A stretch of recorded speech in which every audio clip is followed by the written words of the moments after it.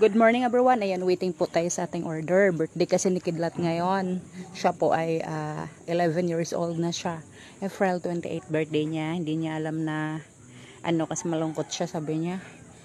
Wala man akong handa, sabi niya gano'n. Sabi ko sa kanya, magdasal lang tayo na magkaroon tayo ng pera. Kaya sabi ko, pag may pera tayo, konti, bibili tayo ng spaghetti ng maliit. Di ako magluto. Lang tayo.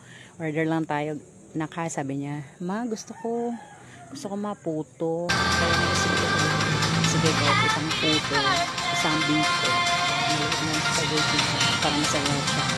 Tulog siya.